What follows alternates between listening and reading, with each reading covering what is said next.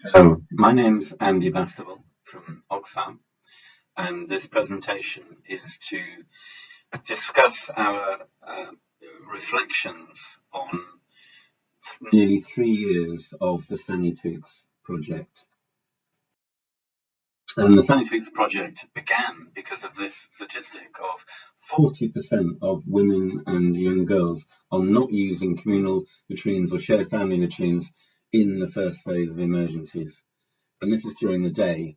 So that's kind of a big triggering statistic that made us think something's not going right here. I mean, we're wasting an awful lot of money if 40% of women and girls are not even using them.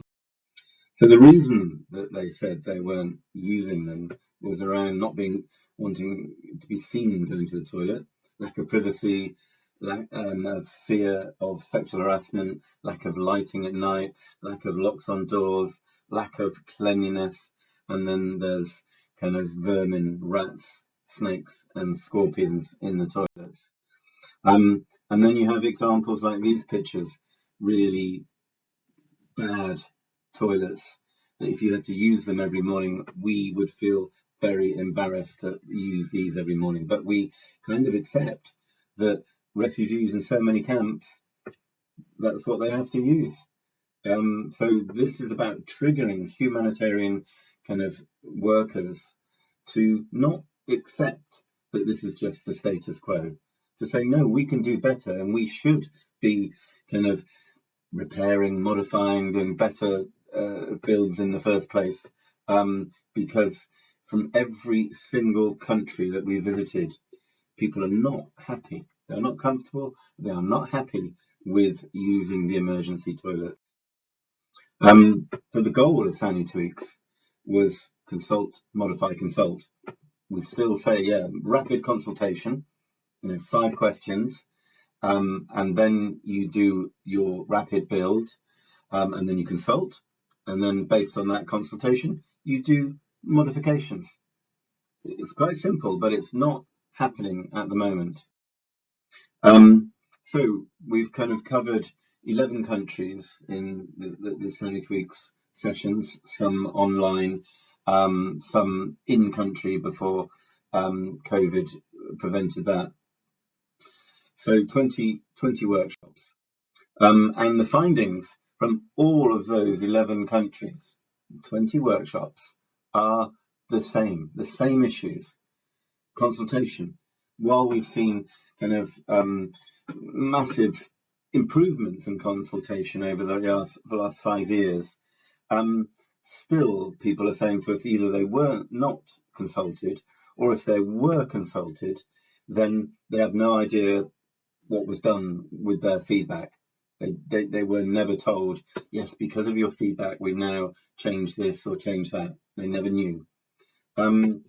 Next one, not enough.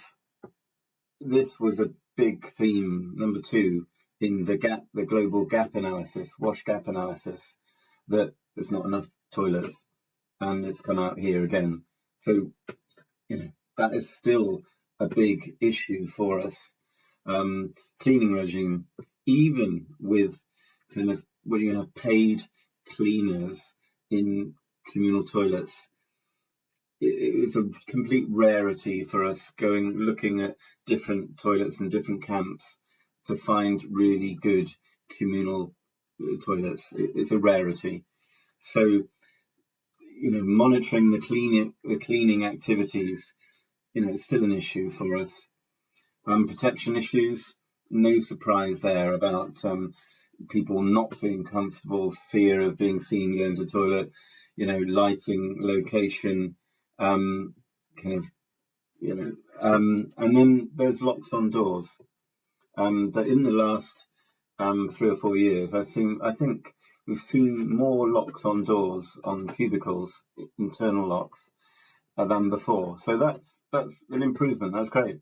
However, so many of them are not working. They're broken, broken lock, or the bolt that goes into the eyelet, the door's not matching up anymore because it's warped, or the hinges have sagged slightly, and the bolt doesn't fit in the eyelet anymore. so you can't lock it.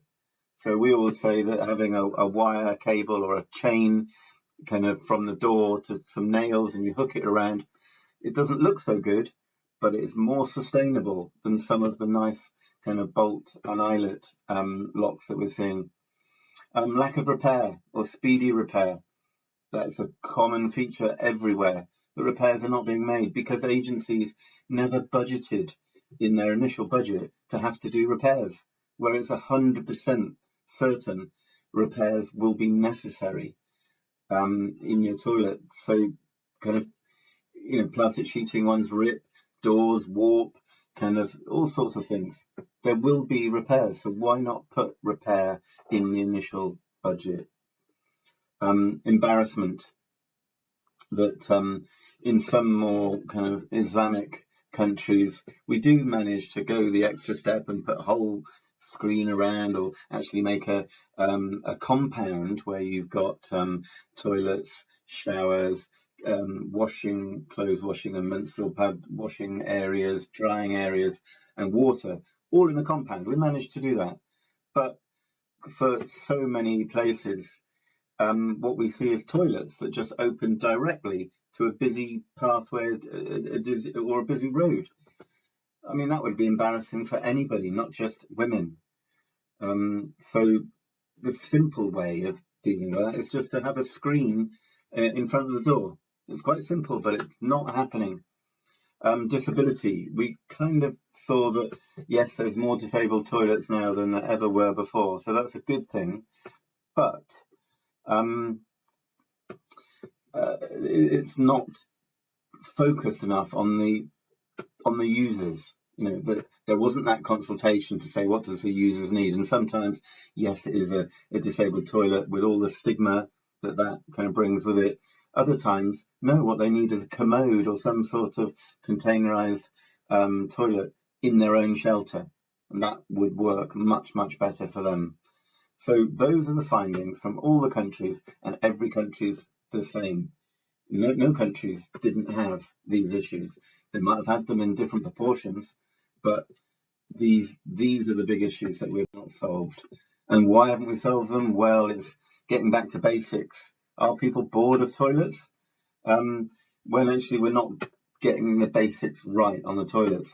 Is it an issue about the indicators in Sphere, that 50 people per cubicle and then going to 20 people per cubicle is still, it's not enough, and people are taking it as a target indicator rather than a minimum indicator. So for me, that is just a lack of consultation. And then we have the high turnover of field staff, so we need to keep on reinforcing the messages again and again every year because of the high turnover. And then there's the common excuse for we don't have the money and resources. So where are we going with this? Well, we're going with trying to kind of move SaniTweaks, carry on SaniTweaks, but also take it to wash tweaks, looking at showering and water collection and all the other issues that cause people, mainly women and young girls, to feel very uncomfortable and embarrassed about using the wash facilities in a camp situation. So that's where we're going with this. We have all these resources on the Oxfam oxfamwash.org site. There's a lot of resources that any agency can go there and pick them up, download them, put your logo on them, do things. So it's an urge for you to do kind of more. Just like to leave you with one final thought, and that is this is feedback from some of the people as part of the SaniTweaks project. We feel happy using latrines when we feel heard and confident that our concerns have been listened to and addressed. That is what we're aiming for in this project. And thank you very much.